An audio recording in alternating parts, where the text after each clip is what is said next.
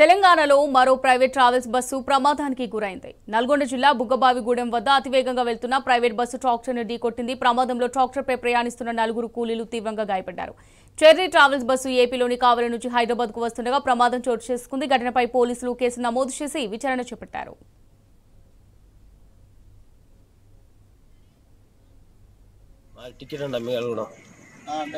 కొట్టుకుపోతున్నాం tractor మీద. Bus ఆయన వచ్చి వెనక నుంచి గుద్దిండు. 5 గాయాలు తగిలింది. ఒకరికేమో చేయి ఇరిగింది, కాలు మీద దెబ్బలు తగిలింది, తిలకాయ మీద. ఇంకోటి నడు మీద దెబ్బలు తగిలింది. ఏం బస్ అది? బస్ ఏం బస్? Private bus. మేము సగం ఇక్కడికి వచ్చిన తర్వాత అందరూ ఫుల్ నిద్ర డీప్ స్లీప్ లో ఉన్నాము. ఉన్నట్టుండి అందరు పొల్లిగంత పడిపోయింది. ఆమె మరి కాళ్ళకైతే దెబ్బ తాకింది. అక్కడ ట్రాక్టర్ పడిపోయింది. ఆ ట్రాక్టర్ కూడా ముందు ట్రక్ వచ్చి 3 టిప్పులు వేసేది అనమాట. అక్కడ పడిపోయింది. 4 మెంబర్స్ కి అయితే గాయాలు అయిపోయాయి. కావల్ నుంచి హైదరాబాద్ కి వెళ్ళిపోతున్నాను.